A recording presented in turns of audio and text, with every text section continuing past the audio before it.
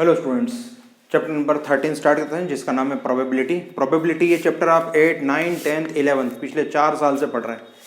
वही प्रोबेबिलिटी इस साल 12th में आखिरी बार पढ़ना है। Probability is a part of statistics. ये स्टैटिस्टिक्स का पार्ट होता है, ठीक है। स्टैटिस्टिक्स का जो पार्ट है वो है प्रोबेबिलिटी। तो प्रोबेबिलिटी आप 8th क्लास से पढ़ के 12th क्लास तक पढ़ना है आपको। तो 11th क्लास तक आपने पढ़ी। वही प्रोबेबिलिटी का फंडा इस साल 12th में थोड़ा सा नया हो जाएगा। बेसिक वही है। प्रोबेबिलिटी का मतलब होता है चांस, ठीक है। हैपनिंग ऑफ इवेंट, ठीक है। तो प्रोबेबिलिटी का मतलब फेवरेबल इवेंट्स अपॉन में टोटल इवेंट्स, ये हमने पहले ही पढ़ चुके हैं। फेवरेबल अनुकूल घटनाएं बटे में कुल घटनाएं, ये प्रोबेबिलिटी की डेफिनेशन है। प्रायिकता की डेफिनेशन है the ratio of favourable events to the total events is called probability. तो प्रोबेबिलिटी के बारे में हमने पहले पढ़ा है, वही बेसिक है। आज हमें नया पढ़ना है। आज हमें पढ़ना है कंडीशनल प्रोबेबिलिटी। कंडीशनल प्रोबेबिलिटी क्या होती है उसके बारे में ध्यान दें। इस चैप्टर में आपको केवल 2 एक्सरसाइज पढ़ना है, 13.1 और 13.2। तो ये वाला जो वीडियो वो 13.1 के लिए रहेगा, अगला वीडियो 13.2 के लिए रहेगा।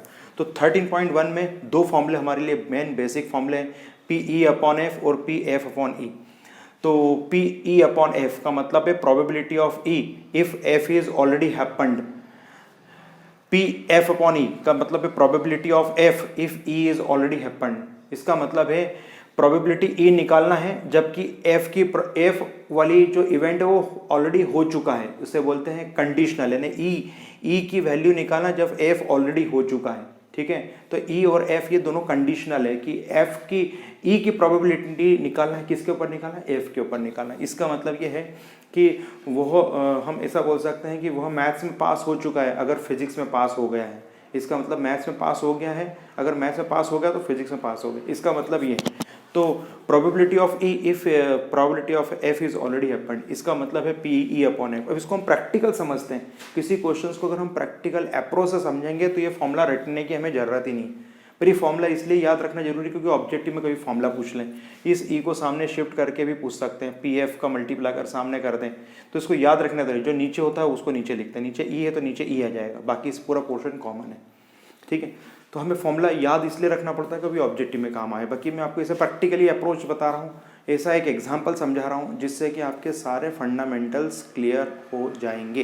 तो सबसे पहले हम छोटे छोटे क्वेश्चंस की बात करते हैं, उसके बाद चलते हैं एक्सरसाइज। देखिए 13.1 पहला क्वेश्चन देखिए। पहला क्वेश्चन में अभी आपको जस्ट बताया PE अपॉन एफ, आपको निकालना है PE अपॉन एफ। तो PE अपॉन एफ की वैल्यू निकालना है, तो PE अपॉन एफ में हो जाएगा इंटरसेक्शन कितना है, इंटरसेक्शन दे रखा है 0.2 अपॉन में एफ भी दे रखा है 0.3, तो ये हो जाएगा, आंसर आ जाएगा 2/3। अब कितना सिंपल क्वेश्चन है, पॉइंट रिमूव हो गया। तो PE अपॉन एफ की वैल्यू हो गई 0.3, तो 0.3 इसकी वैल्यू हो गई। तो इस तरह से ही आपको करना है, ध्यान दीजिए। आगे देखते हैं और क्या बोला है इन्होंने। ऐसे ही आप निकालेंगे F/E, ये भी निकाल सकते हैं आप। चलिए इसी का सेकंड क्वेश्चन ट्राई करिए। देखिए सेकंड क्वेश्चन भी ऐसा ही है, सेकंड, थर्ड, फोर्थ सभी क्वेश्चन इसी टाइप से करना है। करिए जल्दी से, देखिए फिर आगे मैं पढ़ाता हूँ नया पोर्शन।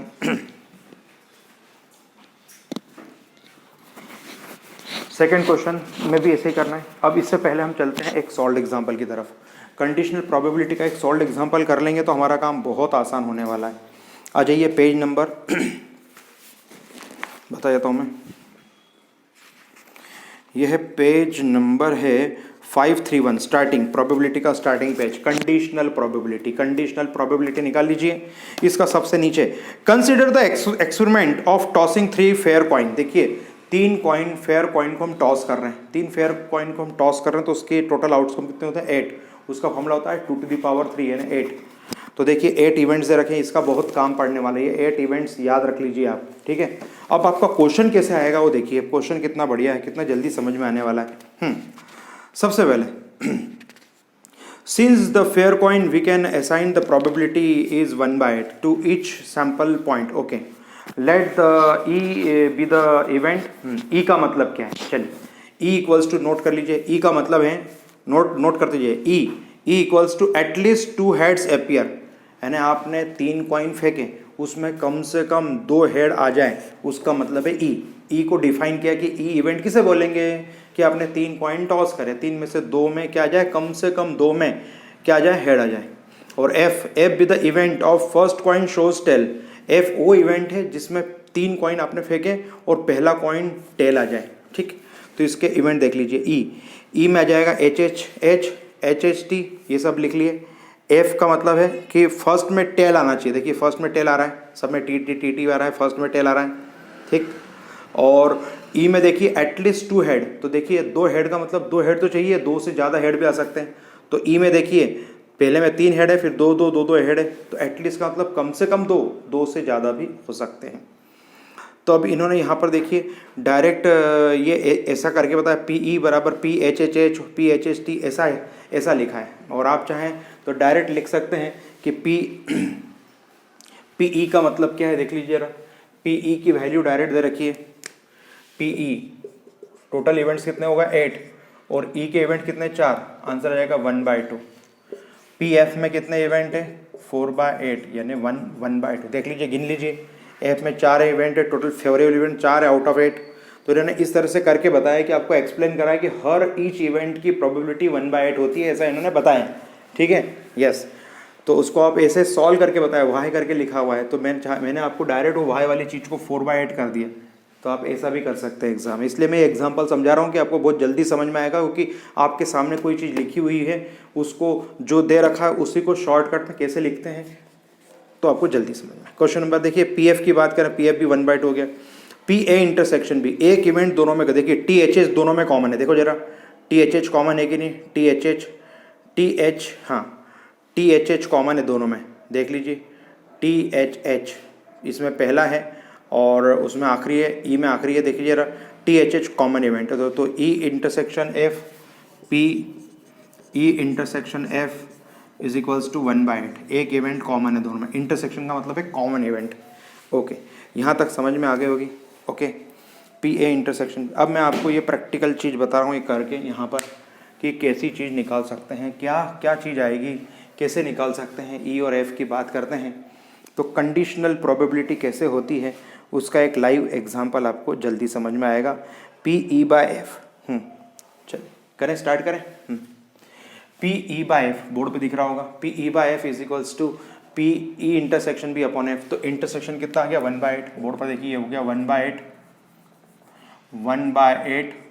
अपॉन में 1/2, तो जाएगा 1/4, कैंसल आउट करेंगे तो ये हो जाएगा आपका 1/8 इंटू 1/2 इज इक्वल्स टू 1/4।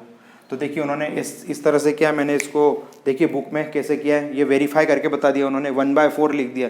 तो 1/4 कैसे आया, मैंने उसको साइड में एक्सप्लेन करके दे दिया आपको, किस तरह से एक्सप्लेन किया देख लीजिए, अब दिख रहा होगा सबको प्रॉपरली। 1/4 इस एग्जाम्पल से मुझे आपको बस इतना समझाना है कि कोई भी चीज़ आप प्रैक्टिकली अप्रोच करोगे तो जल्दी समझ में आएगी। तो मैंने यहाँ पर इस क्वेश्चन को प्रैक्टिकल बताया कि एक बार फिर से रिकॉल कर देता हूँ। उन्होंने कहा है कि 3 फेयर कॉइन को टॉस करना है, चलो कर दिया हमने, 3 फेयर कॉइन को टॉस कर दिया। टोटल इवेंट्स कितने आएंगे 8 इवेंट है, ठीक। 8 इवेंट के बाद उसमें शो कर दिया कौन से 8 इवेंट है। फर्स्ट पेज पे आपने देखा हो, 531 पेज पे देखा ही होगा, 8 इवेंट नोट कर लिए। 8 इवेंट में से इन्होंने ई एंड एफ 2 इवेंट्स को डिफाइन किया कि ई किसको कहेंगे और एफ किसको कहेंगे। ई कहेंगे कि आपने जो 3 कॉइन टॉस करें उसमें कम से कम 2 हेड आ जाएं, उसे ई नाम दिया है, ठीक है। E is an event of getting at least 2 head out of 3, at least 2 head, कम से कम 2 हेड आना चाहिए। ई को ऐसे डिफाइन किया, तो आप ये ध्यान रखना, ई इक्वल्स टू करके लिखना, एफ इक्वल्स टू करके लिखना, तो आपको जल्दी समझ में आएगा। एफ कैसे डिफाइन किया, उन्होंने कहा है कि जो आप 3 कॉइन फेंकोगे ना, उस 3 कॉइन में कम पहला जो है ना वो टेल आना चाहिए, पहला टेल आना कंपलसरी बोल दिया उन्होंने, पहला टेल आना चाहिए। तो देखिए दूसरे जो एफ है उसमें टेल पहले नंबर पे आ रहा है, ठीक है, पहला नंबर पे टेल, बाकी कुछ भी आए चलेगा, रिपीट हो चलेगा, पर पहले नंबर पे टेल आना चाहिए, ठीक। तो इस तरह से ई और एफ को अगर आप डिफाइन कर लेंगे तो आपका काम आसान हो जाएगा, ठीक है। यस, हाँ, तो आपको यहाँ पर ई और एफ को किस तरह से ये कंडीशनल प्रोबेबिलिटी से इसको यूज़ करके बता दिया मैंने इस क्वेश्चन में। उन्होंने पूरी थ्योरी लिखी, पूरी आपको इतनी थ्योरी नहीं लिखा है, बाकी उन्होंने समझाने के लिए एक एक चीज़ बता दी है, एक एक चीज़ बता दी कि कहाँ से कौन सी वैल्यू आएगी। अब चलते हैं properties of conditional probability. Conditional probability की प्रॉपर्टीज़ बहुत इंपॉर्टेंट है, 533 पेज NCERT 533 पेज पे कंडीशनल प्रोबेबिलिटी की प्रॉपर्टीज़ बहुत इंपॉर्टेंट है। ये प्रॉपर्टीज़ ऑब्जेक्टिव में पूछ सकते हैं, ये टिक कर लीजिए आप। प्रॉपर्टी नंबर 1, प्रॉपर्टी नंबर 2, ठीक है, प्रॉपर्टी नंबर 3, ये टिक कर लीजिए।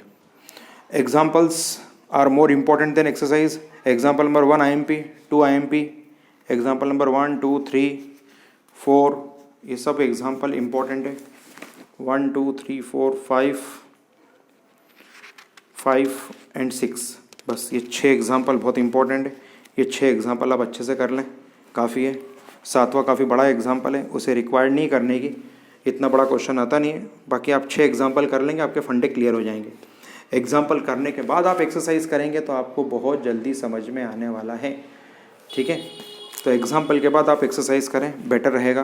कंडीशनल प्रोबेबिलिटी की डेफिनेशन यहाँ पे दे रखी है, पेज नंबर 532 पेज पर कंडीशनल प्रोबेबिलिटी की definition. This probability of the event E is called conditional probability of E given that F has already awkward is denoted by P E by F. अब आपको पूरी clear definition है कि probability of ई निकालना है कब, जब एफ ऑलरेडी ऑकर्ड हो गया। जब एफ की प्रोबेबिलिटी निकल चुकी हो तो ई की निकालना है, उसका मतलब ये है। तो इंपॉर्टेंट है, पेज नंबर 532 पेज पर ये डेफिनेशन दे रखी है, नोट कर लेंगे सभी, ठीक। ये कंडीशनल प्रोबेबिलिटी, तो आपके कोर्स में ये कंडीशनल प्रोबेबिलिटी की एक्सरसाइज है। तो एक्सरसाइज के पहले डेफिनेशन भी है, ये देखिए पेज नंबर है आपकी 533, उस पर डेफिनेशन नंबर फर्स्ट है। If E and F R the two events associated with the same sample space of a random experiment, the conditional probability of the given E probability of the event E given that F has all occurred, यानी देखिए probability of ई निकालना है, कब निकालना है, जब F already awkward हो, जब F ऑलरेडी मिल चुका हो, F पहले से ही हो हमारे पास, तब E की प्रोबेबिलिटी निकालना है। तो इसकी प्रॉपर्टी के बारे में बता दिया, properties are more important than exercise. अब एक्सरसाइज के लिए चलते हैं। अगर आपने सॉल्व एग्जाम्पल 6 सॉल्व एग्जाम्पल कर लोगे तो कम से कम 10 क्वेश्चन तो आपको एक्सरसाइज के समझ में आ जाएंगे। अब चलते हैं इधर, 2 MCQs कर लेते हैं पहले। 2 MCQs है, इसके आखिरी के 2 उसको भी देख लेते हैं कैसे क्या करना है। MCQs है 17वां नंबर पहले ले लेते हैं। If A and B are the event such that PA upon B is equals to PB upon A, then क्या होगा, देखिए 17वें का डी आंसर है, डी पे टिक कर लीजिए। तभी पॉसिबल है जब PA is equals to PB हो, PA और PB दोनों बराबर हो तो PA upon B PB upon A के इक्वल होता है, ठीक है। तो लास्ट है 17 का डी आंसर करेक्ट कर लीजिए।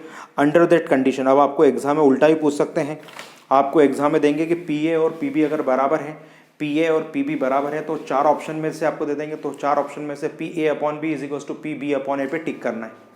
तो उल्टा भी पूछ सकते हैं, क्वेश्चन को रिवर्स भी पूछ सकते हैं। तो किसी भी क्वेश्चन का ऑब्जेक्टिव आप देखते हैं तो इसे फॉरवर्ड और रिवर्स दोनों डायरेक्शन में पढ़ना चाहिए।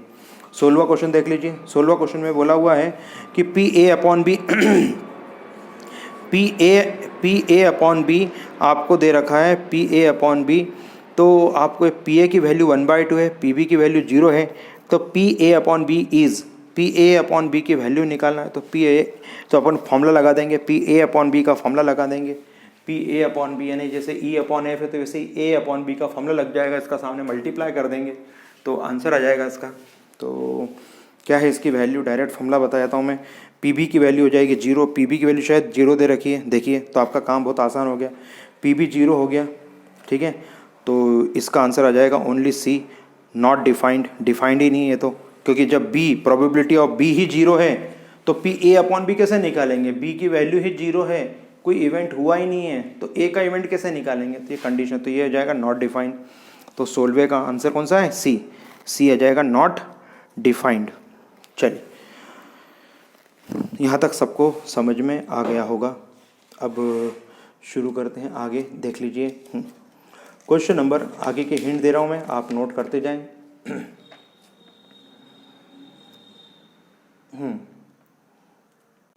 क्वेश्चन नंबर देखिए, क्वेश्चन नंबर है 14 क्वेश्चन है, 14 क्वेश्चन को देख लीजिए।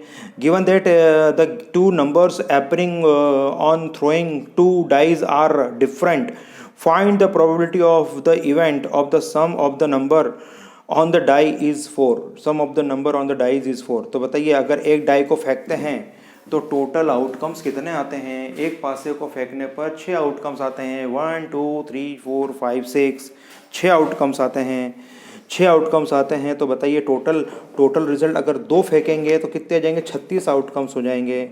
36 में से आपको बताना है कि सम 4 वाले कौन से ऑप्शन हैं। तो सम 4 आने के लिए कौन सा ऑप्शन है? 1 3 3 1 और 2 2, 1 3 3 1 और 2 2, ये 3 ऑप्शन हैं।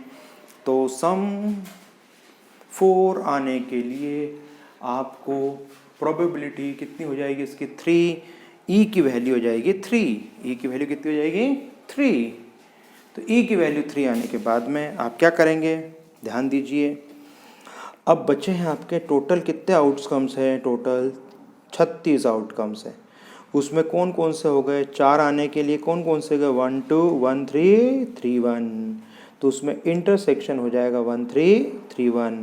तो content the points S except, तो आंसर हो जाएगा इसका 2/36 अपॉन 30/36। तो सॉल्व करेंगे, आंसर आ जाएगा 1/15, 1/15 आ जाएगा। क्वेश्चन नंबर देखिए, question number 13, E it is an easy question और if it is the multiple choice question. E, small E का मतलब है ईजी क्वेश्चन और एफ का मतलब है मल्टीपल चॉइस क्वेश्चन। तो पी ई अपॉन एफ, इससे तो और आपको जल्दी समझ में आएगा। पी ई अपॉन एफ, ई का मतलब है इजी क्वेश्चन और एफ का मतलब है मल्टीपल चॉइस क्वेश्चन।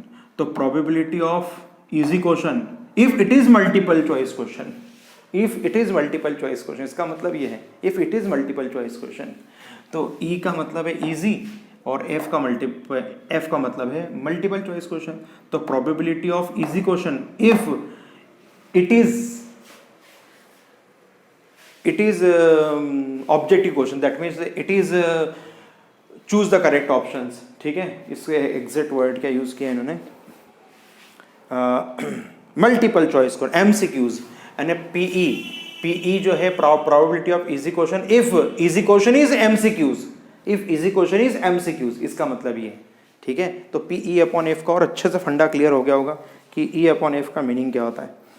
तो देखिए इसमें इजी क्वेश्चन ये सब दे रखें। तो टोटल नंबर ऑफ क्वेश्चंस कितने हैं जरा गिन लो जरा। 300 है, 300 फिर 200 300 500 400, टोटल 1400 क्वेश्चन हो गए। कितने हो गए? 1400, 1400।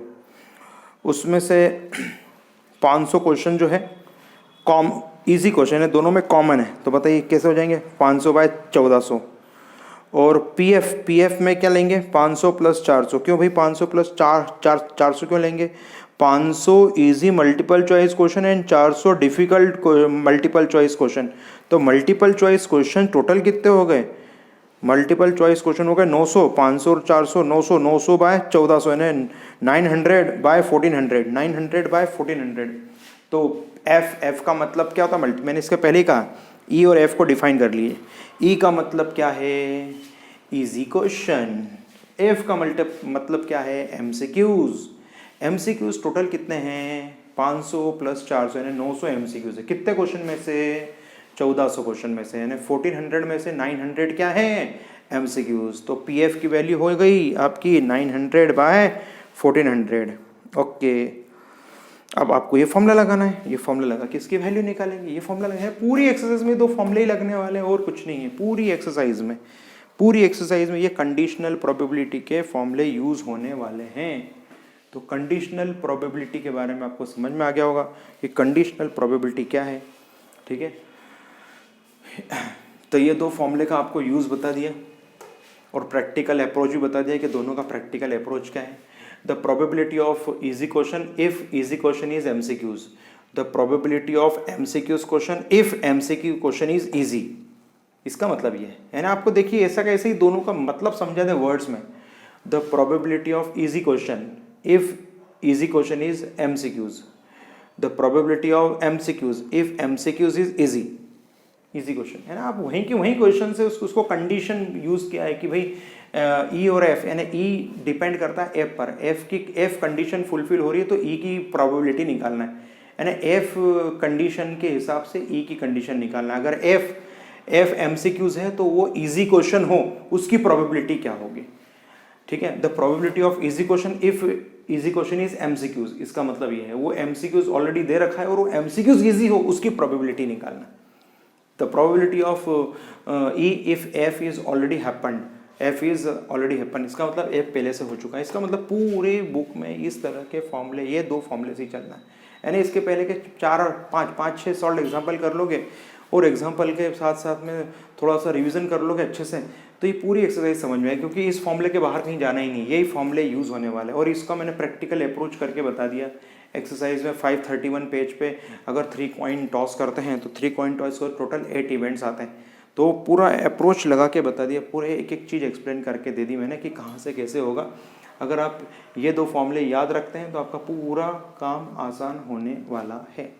इस तरह से आज हमारी ये एक्सरसाइज 13.1 कंप्लीट हो गई है। इसमें केवल मैंने बेसिक चीज़ समझाई है, पूरे डिटेल क्वेश्चंस वीडियो में पॉसिबल नहीं होते हैं। वीडियो में केवल आपको इतना बताया जाता है कि किस एक्सरसाइज में क्या करना है, क्या अप्रोच लगाना है, कैसे सॉल्व करना है, ये केवल एक रफ़ आइडिया दिया जाता है। और जब ये रफ़ आइडिया से आप जब करते हैं तो आपको 30%, 40%, 50% क्वेश्चन समझ में आ जाते हैं। जब आपको 50% समझ में नहीं आते हैं तो आप स्कूल में आके इसके डाउट्स सॉल्व कर सकते हैं, क्योंकि 100% वीडियो में हर चीज़ पॉसिबल नहीं होती बताना। फिर भी मेरी कोशिश ये रहती है कि आपको वो चीज़ बता दूं जो कि बहुत इंपॉर्टेंट है, जो एग्ज़ाम में आती है।